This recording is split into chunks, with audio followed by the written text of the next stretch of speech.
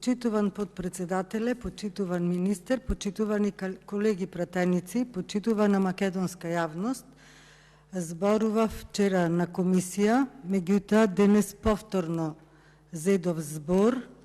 заради македонската јавност да ги слушни нашите размислувања околу овие закони кои што ги носи власта со европско знаменце по скратена постапка, кои што произлегуваат од договорот за изградување на дел од коридорите 8 и 10. Значи, денес зборуваме за предлог на закон за изменување и дополнување на законот за експроприација по скратена постапка со европско знаменце. Значи, овие закони се темелат врз основа на договор, кој што, наместо да е потпишан врз основа на домашното законодавство, кој што ќе биде во насока на заштита на основните интереси на субјектите засегнати од законите, граѓаните, државата,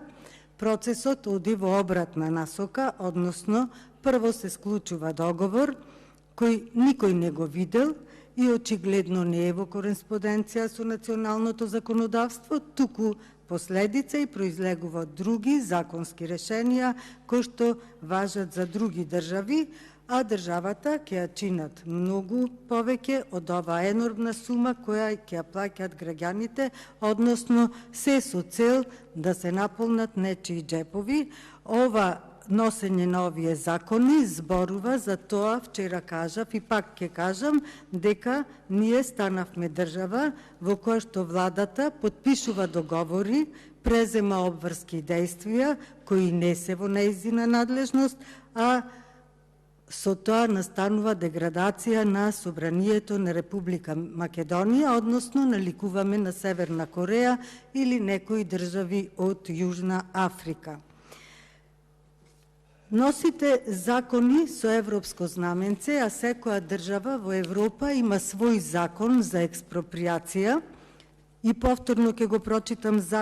членот 135 во кој вели: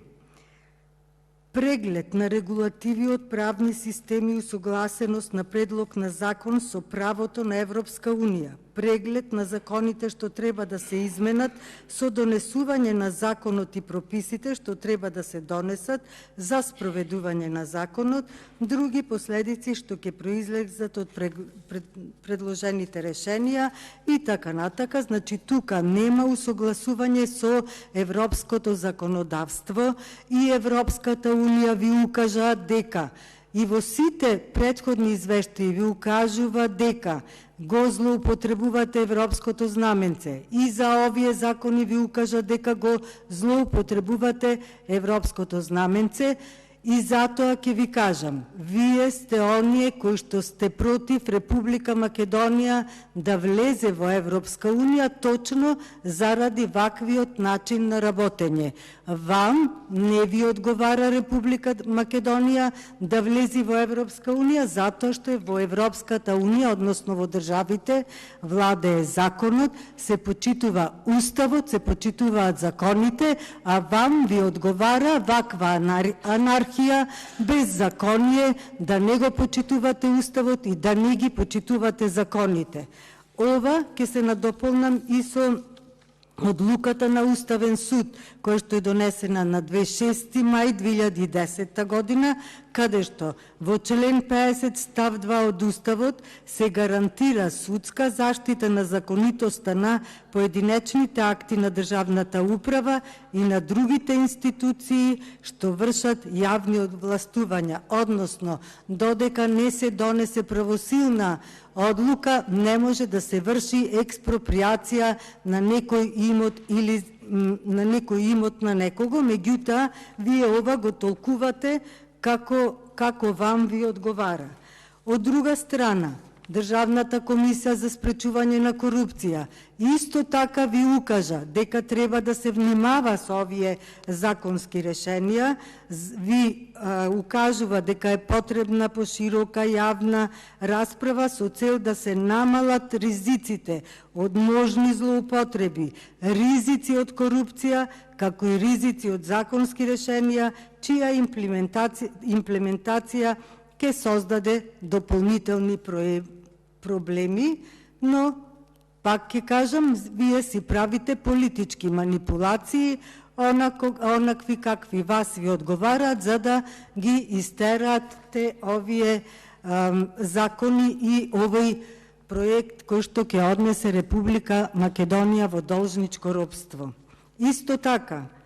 покрај тоа што значи не ја слушате Државна комисија за спречување на корупција, одлуки на Уставен суд не почитувате, него почитувате и гласот на овластените архитекти и инженери, кои што убаво ви кажуваат дека објекти од стратешки интерес, особени инфраструктурни градби, од рангот на вака високи буџетски инвестиции од стотици километри со широки коридори, мора да ги поминат сите механизми на контрола од страна на професионалните инженерски и институционални филтри, уште посериозно од сите други типови на објекти, и укажуваат најважно да се скратат роковите за постапките, но не смее да се скратат постапките.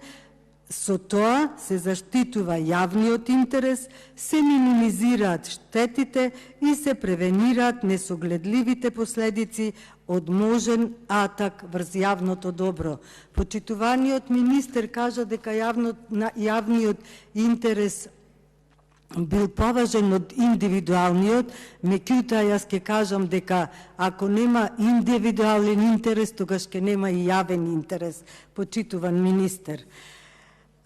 Значи, пак ќе кажам, 6 години сте на власт, каде бевте кога ние предлагавме амандмани за патот Битола-Прилеп? Дали тогаш не мислевте дека е од стратешко значење таа делница од коридорот, или како сега наеднаш се сетивте дека е од стратешко и национално значење тој пат? Прво тоа. Второ, дали имате анализа направено колку возила поминуваат, дали тие 450 милиони евра кои што треба да ги вложите не се премногу, плюс тука ќе дојдат и оние пари за експроприација и други трошоци кои што ќе излезат во текот на изградбата, па кој знае колку пари ќе кошта тој пат, и наместо за една делница од коридорот 8 можевте вие да направите на клиничка болница во Битола на цел југозападен регион, кој што навистина му е од голема корист ќе биде за населението во тој дел. Значи, ништо не ве интересира, освен бизнисот и сделките на власта. Значи, за прагот на исплатливост ништо не кажавте, за експертите дека ги немате консултирано исто така ништо не кажавте, и пак ќе кажам, дали Артан Груби ви ја кажува математиката, а вие слепо му верувате на тие бројки, и со тоа Република Македонија ќе ја донесете во должничко робство, односно така ја разнебитевте државата, ова можеби ќе биде и крајот, затоа што не знам од каде пари ќе најдете за да ги изградите овие автопатишта, ќе ја задолжите државата, а во изминатите 6 години една педа автопат не направивте, не успеавте ни Скопје-Блаце, не успеавте ни тие 2 километри да ги направите, па сега за 4 години ќе изградите 110 километри. Скандали не знам колку имаме, меѓутоа пак ќе ви кажам едно. Парите кои што ги земавте од рекет, од бизнисмените кои што работат во рек Битола, наместо да ги носевте во Струница, можевте да инвестирате и да го направите патот Битола-Прилеп и патот Битола-Меджитлија, па така цел тој регион да биде автопатски поврзан, затоа што битолчани си целото население заслужуваат добра инфраструктура. Благодарам. Реплика Марија